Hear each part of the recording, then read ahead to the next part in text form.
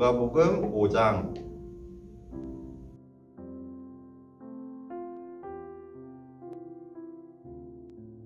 사람들이 예수님께 몰려들어 하나님의 말씀을 듣고 있을 때였습니다. 예수님은 게네사렛 호숫가에 서 계셨습니다. 예수님께서 호숫가에 배 두 척이 놓여 있는 것을 보셨습니다. 어부들은 배에서 내려 그물을 씻고 있었습니다. 예수님께서 그중 하나인 시몬의 배에 오르셨습니다.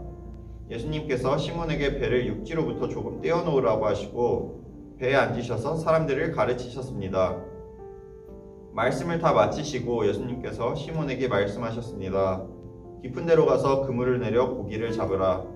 시몬이 대답하였습니다. 선생님, 우리가 밤새도록 수고하였지만 아무것도 잡지 못했습니다. 그러나 선생님의 말씀대로 그물을 내리겠습니다. 그대로 하니 고기를 그물이 찢어질 정도로 많이 잡게 되었습니다.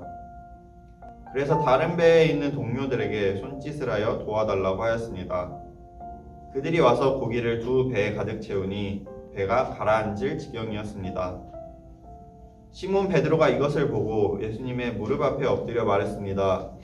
주님, 제게서 떠나주십시오. 저는 죄인입니다.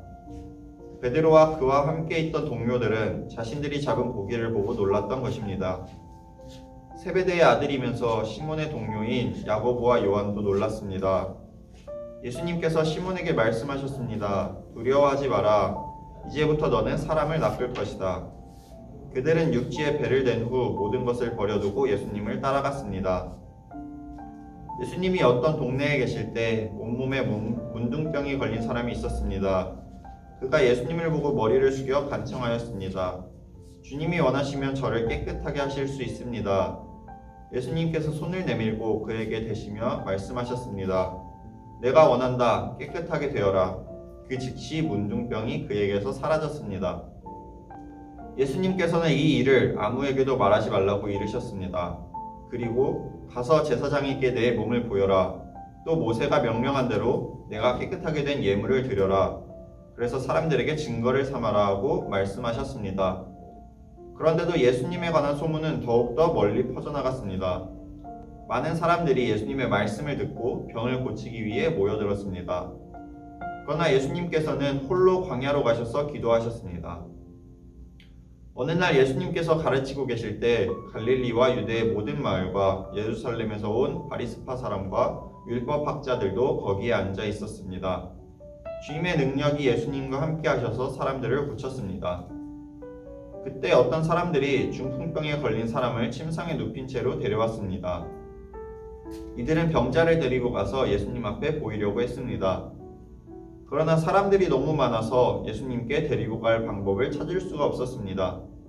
그들은 지붕 위로 올라가서 지붕을 뚫고 환자를 침상에 누인 채 예수님 앞 한가운데로 매달아 내렸습니다. 그들의 믿음을 보시고 예수님께서 환자에게 말씀하셨습니다. 친구여, 내 죄가 용서받았다. 율법학자들과 바리새파 사람들이 속으로 생각하기 시작했습니다. 이 사람이 누구인데 하나님을 모독하는가? 하나님 외에 누가 죄를 용서할 수 있단 말인가? 예수님께서 그들의 생각을 아시고 그들에게 대답하셨습니다. 왜 마음속에 그런 생각을 하느냐? 내 죄가 용서받았다라고 하는 것과 일어나 걸어라고 말하는 것 중에서 어느 것이 더 쉽겠느냐? 그러나 인자가 이 세상에서 죄를 용서하는 권세를 가지고 있다는 것을 알려주려는 것이다. 예수님께서 중풍병자에게 말씀하셨습니다. 내가 말한다. 일어나 내 침상을 가지고 집으로 가거라. 그 즉시 그 사람은 사람들 앞에서 일어났습니다. 그리고 자신이 누웠던 침상을 들고 하나님께 영광을 돌리며 집으로 돌아갔습니다. 사람들이 놀라움에 사로잡혔습니다. 사람들은 하나님께 영광을 돌리고 두려워하며 말했습니다. 오늘 우리가 신기한 일을 보았다. 그 후에 예수님께서 길을 가시다가 레위라는 세리가 세간에 앉아있는 것을 보시고 그에게 말씀하셨습니다. 나를 따르라.